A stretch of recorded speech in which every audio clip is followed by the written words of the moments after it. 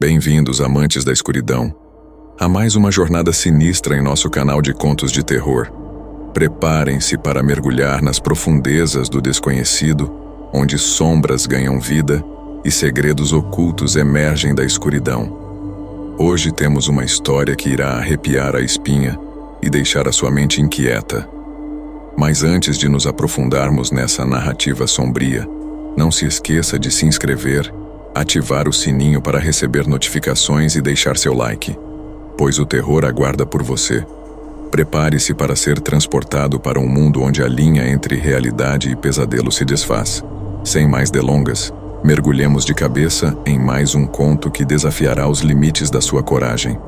Luzes apagadas, fones de ouvido ajustados e que a escuridão nos guie nesta jornada sombria. Começamos agora.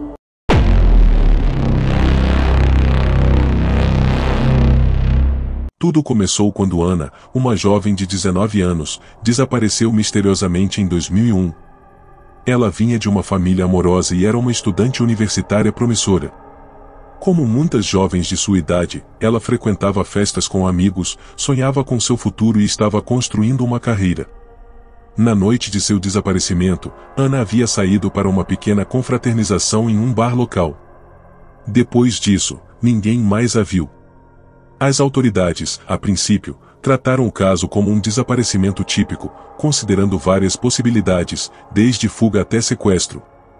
Mas conforme os dias se transformavam em semanas e depois em meses, as esperanças de encontrá-la foram gradualmente se dissipando. A polícia investigou todas as pistas possíveis, mas não havia um rastro claro. A única coisa que deixava sua família e os investigadores perplexos era o fato de que Ana nunca havia demonstrado interesse em fugir de casa ou abandonar sua vida. Ela era uma jovem com uma vida social ativa, mas sempre foi responsável e dedicada aos estudos. Nada indicava que poderia ter saído voluntariamente. Semanas após o desaparecimento, a cidade foi tomada por um silêncio assustador. As buscas foram diminuindo, os jornais locais lentamente pararam de cobrir o caso, e a vida parecia voltar ao normal para todos, exceto para os pais de Ana. A família dela jamais desistiu. Apesar da incerteza e da dor, eles continuaram suas próprias buscas, acreditando que algum dia a verdade viria à tona. E essa verdade, quando finalmente emergiu, foi mais aterradora do que qualquer um poderia imaginar. Por 7 longos anos, Ana permaneceu presa em um porão construído de forma meticulosa embaixo de uma casa aparentemente normal na periferia da cidade. Seu algoz era Karl Weber, um homem de 45 anos, considerado por seus vizinhos como um sujeito pacato e discreto. Ele era engenheiro civil, conhecido por ser uma pessoa solitária que vivia uma vida reclusa. No entanto, por trás dessa fachada de normalidade, Karl escondia um segredo monstruoso. Em algum momento dos anos 1990, Karl começou a planejar a construção de um porão em sua casa, mas esse não seria um porão comum. Ele o projetou como uma cela subterrânea, insonorizada e completamente isolada do mundo exterior. As paredes eram reforçadas com camadas de concreto, e o único acesso ao espaço era uma porta de aço escondida sob o piso de sua sala de estar. Para quem entrasse em sua casa, nada parecia fora do comum. O porão era praticamente invisível, e Karl levava uma vida aparentemente sem maiores peculiaridades. Ninguém jamais suspeitou que sob os pés daqueles que o visitavam estava o cativeiro de uma jovem que ele raptaria alguns anos depois. O sequestro de Ana foi minuciosamente planejado. Ele a seguiu por semanas, observando sua rotina e esperando o momento perfeito para atacá-la. Na noite de seu desaparecimento, Karl a seguiu até o bar, esperou do lado de fora até que ela saísse e, então, a abordou em um beco escuro, onde a drogou e a colocou dentro de seu carro. Quando Ana acordou, estava no porão. Ela rapidamente percebeu que estava trancada em um espaço escuro, sem janelas e com uma única luz fraca no teto. A partir daquele momento, sua vida se tornou um pesadelo. Karl não apenas a manteve prisioneira, mas também exerceu um controle psicológico absoluto sobre Ana. Ele a forçou a seguir regras rigorosas, ameaçando-a com punições violentas se não obedecesse. Ela só recebia comida e água em horários específicos, e era obrigada a cumprir tarefas triviais para agradar seu sequestrador. A crueldade psicológica que Karl infligia era tão devastadora quanto o confinamento físico. Ele a convencia de que qualquer tentativa de fuga seria inútil, pois o mundo lá fora acreditava que ela estava morta. Ao longo dos anos, Anna foi submetida a um ciclo interminável de abuso. A solidão e a falta de contato com o mundo exterior fizeram com que ela perdesse a noção do tempo e, em vários momentos, sua sanidade. Carl, no entanto, nunca deixava de visitá-la. Ele era o único ser humano com quem Anna tinha qualquer tipo de interação.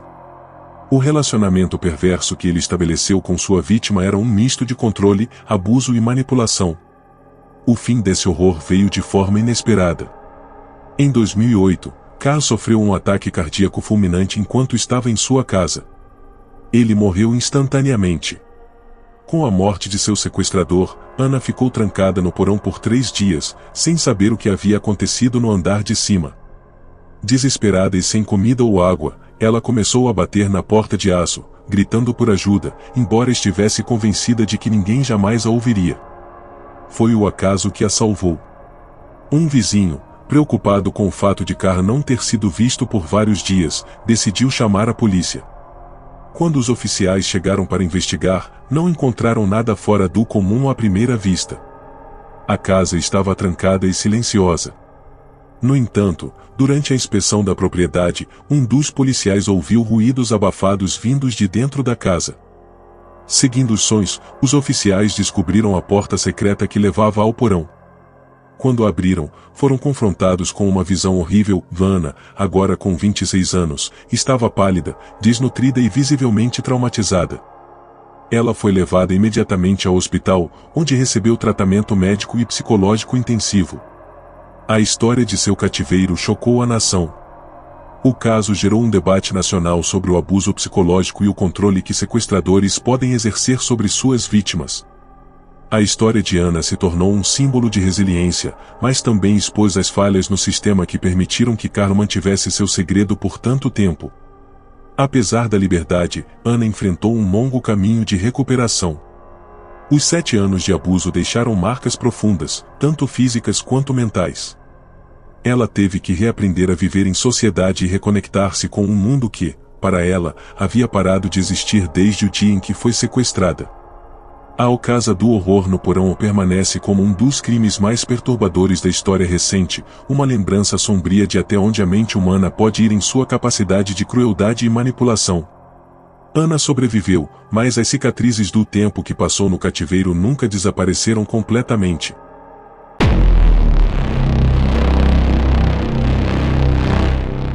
Em uma tarde aparentemente comum, em uma pequena cidade localizada no interior dos Estados Unidos, um evento que ninguém poderia prever transformaria para sempre a tranquilidade de uma pacata rua residencial.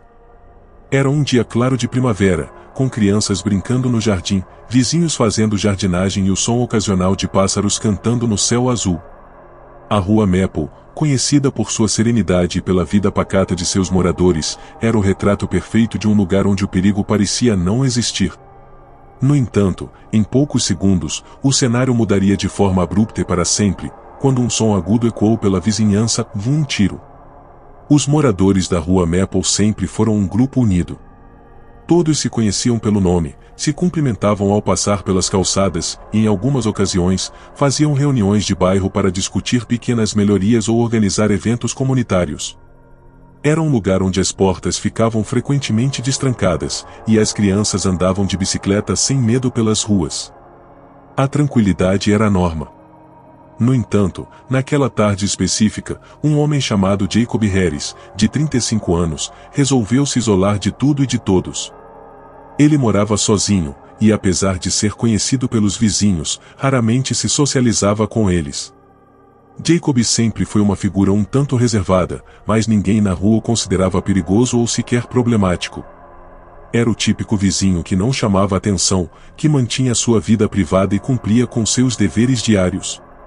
Mas, nos meses que antecederam o incidente, algumas mudanças em seu comportamento começaram a preocupar os mais atentos.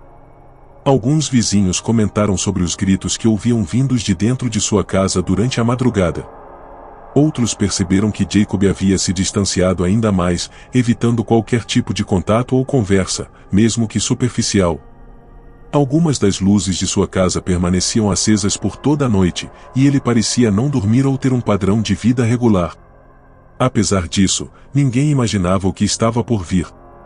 Talvez fosse o estresse do trabalho ou algum problema pessoal que ele estivesse enfrentando em silêncio. Ninguém quis invadir sua privacidade, acreditando que ele resolveria seus próprios problemas, como sempre fez. No entanto, naquele fatídico dia, Jacob não estava disposto a manter o silêncio habitual. Por volta das 3 horas da tarde, um tiro estrondoso rasgou o ar da rua Maple, assustando os vizinhos, que imediatamente saíram de suas casas, perplexos, tentando entender o que havia acontecido. Algumas crianças que estavam brincando nas calçadas correram para dentro, assustadas, enquanto os adultos olhavam ao redor, procurando a origem do barulho. O som do tiro veio da casa de Jacob. Os vizinhos mais próximos, alarmados, correram até a porta da frente e começaram a bater, chamando seu nome. Não havia resposta. A tensão crescia, e o clima tranquilo da rua havia sido substituído por um silêncio perturbador, quebrado apenas pelos murmúrios de medo e confusão. Em poucos minutos, a polícia foi chamada. Quando os primeiros policiais chegaram, eles rapidamente isolaram a área, pedindo para que todos se afastassem. O ambiente, que antes era acolhedor, agora estava tomado por um sentimento de pavor e incerteza. O que havia acontecido dentro daquela casa? Os oficiais bateram várias vezes, chamando pelo nome de Jacob, mas não houve resposta. Decidiram então arrombar a porta. Ao entrarem, encontraram Jacob caído no chão da sala, segurando uma arma. Ele havia atirado em si mesmo. A cena era desoladora, de um homem que havia chegado ao limite, sem que ninguém ao seu redor percebesse a gravidade de sua situação. As paredes da casa estavam marcadas por pequenos buracos, resultado de disparos anteriores, que ele aparentemente havia feito em um surto de desespero antes de se voltar contra si mesmo. Os paramédicos foram chamados, mas era tarde demais. Jacob Harris estava morto. O incidente chocou profundamente a comunidade, que nunca imaginou que algo assim pudesse acontecer em seu bairro. Todos se perguntavam o que poderia ter levado aquele homem, aparentemente comum e trabalhador, a tirar a própria vida de forma tão abrupta. Nos dias seguintes, as investigações revelaram mais detalhes sobre a vida de Jacob. Ele vinha enfrentando uma série de problemas emocionais e financeiros que mantivera em segredo. Havia perdido o emprego alguns meses antes, mas continuou agindo como se ainda estivesse trabalhando, saindo de casa todos os dias pela manhã e voltando à tarde, para manter as aparências. Além disso, foi descoberto que Jacob estava lutando contra uma depressão severa, mas nunca havia procurado ajuda profissional. Ao vasculharem a casa, os investigadores encontraram uma série de cartas que Jacob havia escrito, mas nunca enviado. Nelas, ele descrevia seu isolamento, seu sentimento de fracasso e a crescente sensação de que não havia mais saída para ele. Uma dessas cartas, endereçada a ninguém em particular, revelava o quão desesperado ele estava. Estou sozinho há muito tempo. As pessoas me veem, mas não me enxergam. Cada dia é uma luta para manter a aparência de que está tudo bem, mas por dentro, estou desmoronando. Não sei como pedir ajuda, e mesmo que soubesse, não acredito que alguém entenderia. Talvez seja melhor assim. Talvez o silêncio seja a única coisa que realmente me pertence. O conteúdo dessas cartas abalou profundamente os moradores da rua Maple. Muitos se questionaram se poderiam ter feito mais por Jacob, se poderiam ter notado os sinais de seu sofrimento e, talvez, evitado o trágico fim. A rua, antes conhecida por sua tranquilidade, tornou-se um lugar de reflexão e tristeza. A morte de Jacob Harris levantou questões importantes sobre saúde mental e o papel da comunidade no apoio às pessoas que sofrem em silêncio. Psicólogos foram chamados para conversar com os moradores, especialmente com as crianças que testemunharam o ocorrido, na tentativa de ajudá-las a processar o trauma. A rua nunca mais foi a mesma. O tiro na rua tranquila tornou-se um lembrete sombrio de que, às vezes, as pessoas ao nosso redor podem estar enfrentando batalhas internas das quais não fazemos ideia. A tragédia de Jacob trouxe à tona a necessidade de prestar mais atenção às pessoas que amamos e de sermos mais abertos a discutir questões de saúde mental, sem estigmas ou julgamentos. Os anos se passaram, mas a memória de Jacob Harris e daquele dia fatídico permanece viva na rua Maple. Seus vizinhos nunca mais ouviram um tiro ecoar pelas suas casas, mas o silêncio que ele deixou ainda paira no ar, como uma lembrança de que nem sempre conseguimos ver o que está acontecendo por trás das portas fechadas.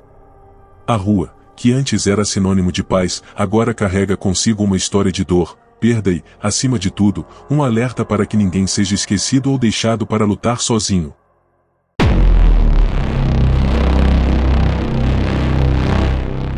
Era uma tarde de verão em um lago tranquilo, cercado por árvores frondosas que se curvavam sobre a água, oferecendo sombra aos visitantes. O Lago Wyndham, localizado em uma pequena cidade do interior, era um destino popular para moradores e turistas que buscavam escapar do calor intenso. Famílias faziam piqueniques nas margens, crianças brincavam na água, e jovens casais aproveitavam o cenário sereno para um passeio de barco. Parecia um lugar seguro, pacífico, onde nada de errado poderia acontecer. No entanto, naquela tarde em particular, algo terrível estava prestes a acontecer, uma tentativa de afogamento que deixaria marcas profundas em todos que estavam presentes.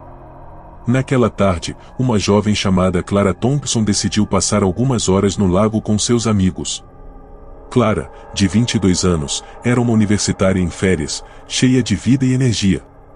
Ela sempre fora uma nadadora competente e amava a água.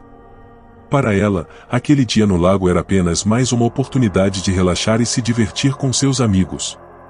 Eles haviam alugado um barco a remo e, rindo e conversando, se afastaram das margens, indo em direção a uma área mais calma do lago, longe da agitação das crianças e dos banhistas. Enquanto estavam no meio do lago, Clara decidiu nadar. Ela se jogou na água fria com um sorriso no rosto, sentindo a refrescância imediatamente. Ela nadou ao redor do barco, mergulhando e reaparecendo, desafiando seus amigos a fazerem o mesmo. Seus amigos riam, mas preferiam ficar no barco, observando Clara nadar com facilidade. O sol brilhava intensamente, e o dia parecia perfeito. No entanto, conforme Clara nadava mais para longe, ela começou a sentir uma estranha sensação de cansaço. Algo parecia errado. Seus braços e pernas, que normalmente a sustentavam com facilidade na água, começaram a pesar, como se estivessem sendo puxados para baixo. Inicialmente, ela pensou que era apenas o calor ou talvez um cansaço repentino. Mas, em poucos minutos, percebeu que algo mais estava acontecendo, algo que ela não conseguia entender ou explicar. Ela tentou nadar de volta para o barco, mas a cada braçada, a distância parecia aumentar. O pânico começou a se instalar. Clara começou a gritar por ajuda, mas seus amigos, distantes, pensaram que ela estava brincando. Eles riam e acenavam, achando que Clara estava apenas fazendo uma piada. Porém, suas risadas logo se transformaram em expressões de horror quando perceberam que ela estava realmente lutando para se manter à tona. Clara estava se afogando. Desesperada, ela tentou manter a cabeça fora d'água, mas sentia uma força invisível puxando-a para baixo. Seus braços e pernas pareciam não obedecer mais. A água fria agora parecia cercá-la como uma armadilha mortal. O desespero tomou conta, e tudo o que ela conseguia pensar era que sua vida estava prestes a acabar ali, naquele lago, diante de seus amigos. Foi nesse momento que um homem chamado David, que estava remando em um barco nas proximidades, ouviu os gritos. Ele imediatamente percebeu o que estava acontecendo e começou a remar em direção a Clara o mais rápido que pôde. David era um ex-salva-vidas e sabia que cada segundo era crucial em uma situação de afogamento. Enquanto David remava, Clara estava perdendo as forças rapidamente. A água agora cobria sua cabeça intermitentemente, e ela mal conseguia respirar. O pânico havia se transformado em desespero silencioso. Sua visão estava embaçada, e seus pulmões queimavam. A água do lago, que antes parecia tão acolhedora, agora era um inimigo implacável. Quando David finalmente chegou até ela, Clara já estava à beira de perder a consciência. Ele mergulhou rapidamente e a puxou para a superfície, segurando-a com firmeza enquanto nadava de volta para o barco. Seus amigos, em choque, ajudaram a puxá-la para dentro do barco. Clara estava inconsciente, pálida, e parecia não estar respirando. David imediatamente começou a realizar manobras de ressuscitação, enquanto os amigos de Clara assistiam, aterrorizados e em prantos. Parecia uma eternidade, mas, finalmente, após vários minutos de compressões torácicas e respiração boca a boca, Clara começou a tossir e a cuspir a água que havia ingerido. Ela estava viva. Os paramédicos chegaram rapidamente e levaram Clara para o hospital, onde ela foi tratada por inalação de água e exaustão. Apesar do susto, ela se recuperou totalmente. No entanto, aquele incidente no lago deixou uma marca profunda nela e em todos que presenciaram o evento. Mais tarde, enquanto refletia sobre o que havia acontecido, Clara se lembrou de algo estranho que havia sentido na água. Não era apenas cansaço, era como se algo estivesse puxando-a para baixo. Ela nunca foi uma pessoa supersticiosa, mas não conseguia se livrar da sensação de que havia algo mais naquele lago. Algo sombrio e inexplicável. As histórias sobre o Lago Vindon eram conhecidas apenas pelos moradores mais antigos da cidade. Diziam que, muitos anos atrás, uma jovem havia se afogado naquele mesmo lago. O corpo dela nunca foi encontrado, e alguns acreditavam que o espírito da jovem ainda vagava pelas águas, buscando vingança ou talvez companhia. Clara, no entanto, nunca acreditou nessas histórias. Até aquele dia. Ela tentou racionalizar o que havia acontecido, atribuindo seu quase afogamento ao cansaço ou a uma corrente inesperada. Mas, sempre que fechava os olhos e pensava na sensação que teve na água, uma sensação de arrepio percorria sua espinha. Era como se algo, ou alguém, tivesse realmente tentado puxá-la para o fundo. O Lago Vindon, que antes era um lugar de tranquilidade e diversão, agora era visto com outros olhos por Clara e seus amigos. Eles nunca mais voltaram àquele lago. Para Clara, a experiência foi uma lição sobre o quanto a vida pode ser frágil e o quanto os perigos podem estar à espreita, mesmo nos lugares mais inesperados. A tentativa de afogamento no Lago Vindon se tornou uma história que circulou pela cidade por muito tempo. Alguns a viam como um lembrete da importância de respeitar a água e os perigos que ela pode representar. Outros, mais supersticiosos, acreditavam que havia algo mais sombrio naquela história, algo que não poderia ser explicado apenas com lógica. Para Clara, no entanto, a experiência foi pessoal e aterrorizante. Embora tenha sobrevivido, a memória daquele dia nunca desapareceu completamente. Sempre que ela ouvia o som da água ou via um lago calmo, era transportada de volta para aquele momento de desespero, onde a linha entre a vida e a morte parecia tão fina quanto um fio de cabelo. A tentativa de afogamento de Clara no Lago Vindon permaneceu como um mistério para ela. Algo dentro dela sempre questionou se realmente havia apenas uma explicação física para o que aconteceu naquele dia ou se, de alguma forma, ela havia se encontrado com algo além do nosso entendimento.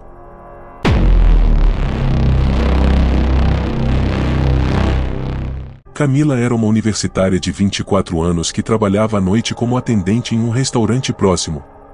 Depois de um longo turno, ela estava exausta e só queria chegar em casa o mais rápido possível. O prédio onde morava era um edifício antigo, de fachada desgastada e elevadores que rangiam a cada movimento.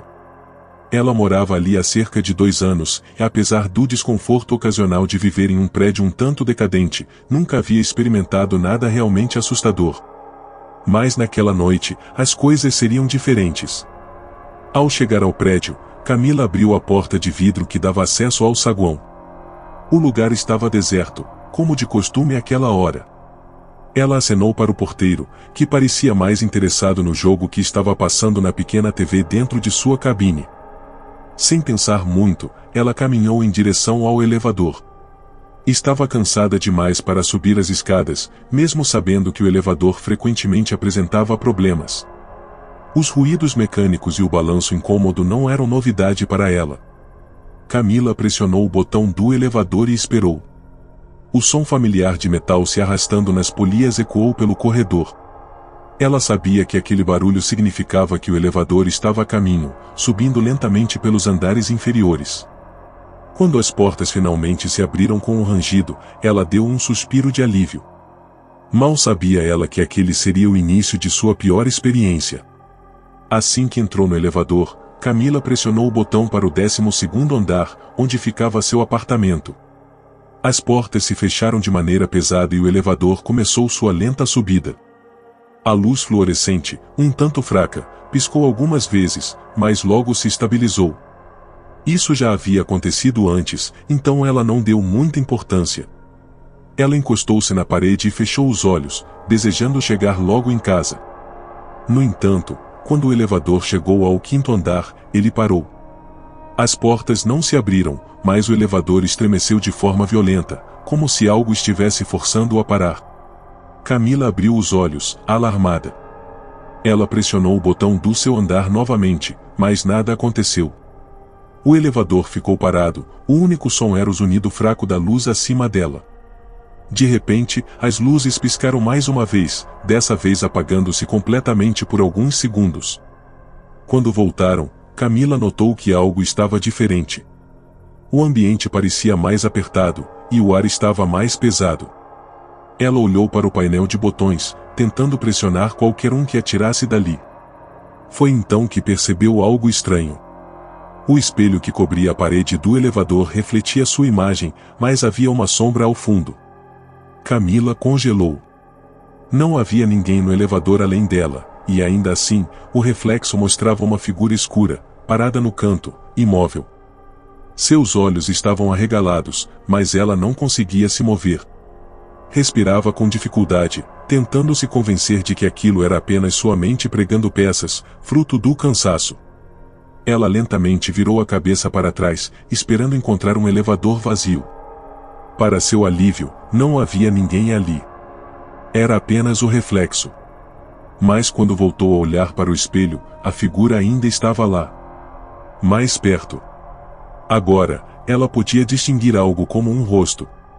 Não era um rosto humano, pelo menos não um que ela conseguisse reconhecer como tal. Os traços eram distorcidos, como se tivessem sido arrancados e deformados. O coração de Camila batia tão rápido que ela sentia a pulsação em seus ouvidos.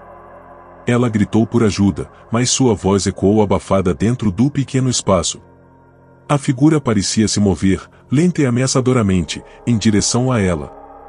Cada segundo que passava, a presença daquele ser no reflexo se tornava mais sufocante. Camila começou a socar os botões, tentando fazer o elevador se mover novamente, mas nada funcionava. Então, o elevador desceu violentamente, como se tivesse caído em queda livre por alguns segundos, antes de parar abruptamente. As luzes piscavam freneticamente, e Camila caiu de joelhos com o impacto. Foi nesse momento que as portas finalmente se abriram, mas não para o andar de seu apartamento. Em vez disso, elas revelaram um corredor mal iluminado, que ela nunca tinha visto antes. Parecia mais velho, sujo, como se estivesse abandonado há décadas. Ela não queria sair, mas a sensação de pavor dentro do elevador era esmagadora. Respirando com dificuldade, ela rastejou para fora e se encontrou naquele corredor claustrofóbico. O elevador se fechou atrás dela com um estrondo, e o som de seus cabos subindo desapareceu, deixando-a sozinha naquele lugar desconhecido. O corredor era estranho, e algo não fazia sentido. As paredes estavam cobertas de marcas de garras, e o ar cheirava a mofo e podridão. A luz era fraca e piscava de maneira irregular, criando sombras que se moviam como se tivessem vida própria. Camila não sabia para onde ir, mas ficar parada não era uma opção. Ela começou a andar lentamente, seus passos ecoando no piso sujo, o som de sua respiração pesada acompanhando-a. De repente, ela ouviu passos atrás de si. Virou-se bruscamente, mas não havia nada lá, apenas o corredor vazio, que parecia se estender por uma eternidade. No entanto, o som de passos continuava. Alguém, ou alguma coisa, estava seguindo-a. Ela começou a correr, seus pés batendo contra o piso com um som abafado. O corredor parecia se estender infinitamente, como se estivesse presa em um loop. A sensação de ser observada era esmagadora, e o som dos passos atrás de si só aumentava, ficando mais rápido, mais perto. Foi então que ela viu uma porta no final do corredor. Sem pensar duas vezes, Camila correu em direção a ela. Suas mãos tremiam enquanto tentava abrir a maçaneta, mas a porta estava trancada. Desesperada, ela começou a bater na porta, gritando por ajuda. Mas o corredor atrás dela permanecia em silêncio, exceto pelos passos, que agora estavam a poucos metros de distância. Com um último esforço, a porta finalmente se abriu, e Camila caiu para dentro de uma sala escura. As luzes piscavam novamente, revelando o interior do elevador. Ela estava de volta. Atordoada e ofegante, ela se levantou e viu que o painel de controle indicava que estava no 12º andar. As portas se abriram, revelando o familiar corredor de seu apartamento. Sem perder tempo, ela saiu correndo do elevador, as lágrimas escorrendo por seu rosto. Quando olhou para trás, as portas se fecharam com um som oco e final. Ela nunca soube o que realmente aconteceu naquela noite, mas uma coisa era certa, ela jamais usaria aquele elevador novamente. Aquele ataque psicológico e físico no elevador se tornaria uma lembrança sombria, sempre a assombrando, e o medo daquele espaço confinado nunca deixaria.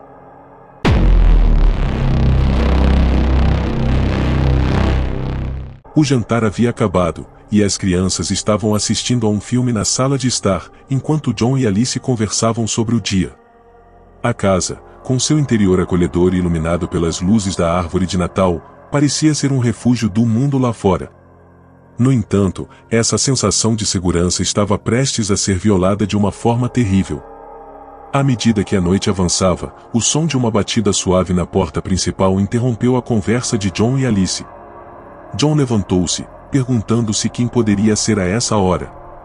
Ele foi até a porta e, através da janela de vidro, não viu ninguém.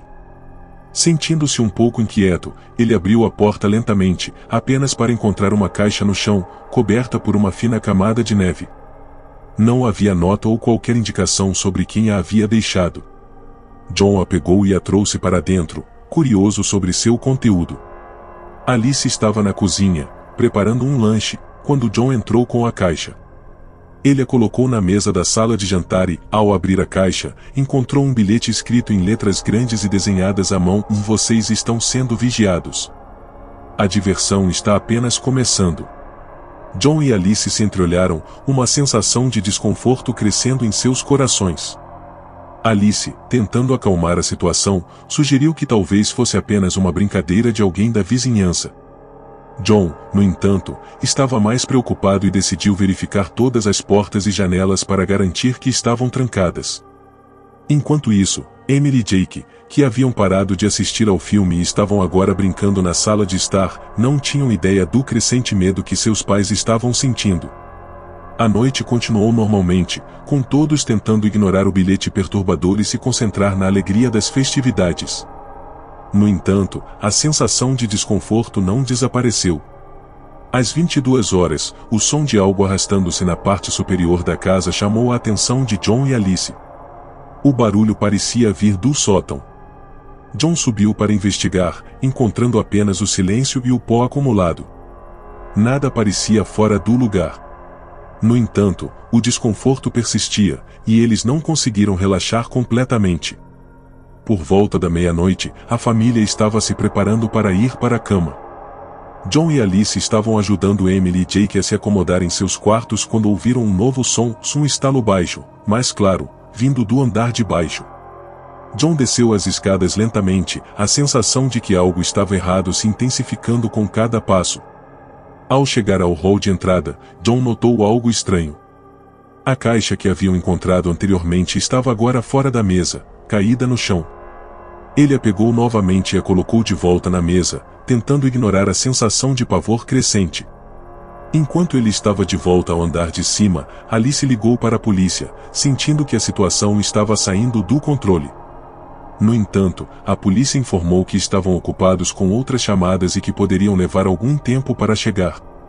Sem saber o que fazer, John decidiu manter a calma e trancou todas as portas e janelas novamente. Ele se sentou na sala, esperando, enquanto Alice tentava acalmar as crianças. Foi então que ouviram um estrondo vindo da garagem. John, com o coração acelerado, pegou uma lanterna e uma arma de fogo que mantinha guardada para segurança. Ele desceu as escadas, a tensão aumentando a cada passo. A garagem estava escura e silenciosa, exceto pelo som do vento forte que passava pelas frestas das janelas. John entrou na garagem e encontrou a porta para o porão ligeiramente aberta. O pânico tomou conta dele, e ele rapidamente desceu as escadas para o porão, apenas para encontrar o espaço vazio. Quando ele estava prestes a subir de volta, algo capturou sua atenção, uma pequena figura na escuridão do canto do porão. Ele apontou a lanterna e viu uma figura mascarada, vestida de preto e com uma máscara de terror, parada ali. O invasor, percebendo que havia sido descoberto, começou a se aproximar lentamente. John levantou a arma e gritou para o invasor se afastar. A figura hesitou por um momento, e então começou a correr em direção a John. Em uma reação instintiva, John disparou um tiro, que acertou o invasor no ombro. A figura caiu, mas se levantou rapidamente e começou a correr em direção à porta do porão. John correu atrás, mas o invasor conseguiu sair e desapareceu na noite. John voltou para casa e encontrou Alice e as crianças trancadas em um quarto, aterrorizadas. A polícia chegou pouco depois, e o invasor foi procurado, mas não foi encontrado. As investigações continuaram por semanas, mas não houve nenhuma pista concreta sobre a identidade do invasor ou o motivo pelo qual ele havia atacado a família. O incidente deixou uma marca indelével na família Thompson. Eles nunca descobriram quem estava por trás do ataque ou por que foram escolhidos como alvo. A sensação de segurança que uma vez tinham em sua casa foi substituída pelo medo e pela desconfiança. A casa, que antes era um lugar de alegria e calor, tornou-se um lembrete constante do terror que haviam enfrentado naquela noite fatídica. O invasor mascarado continuou sendo um mistério, uma sombra sinistra que pairava sobre as memórias de uma noite que nunca mais seria esquecida.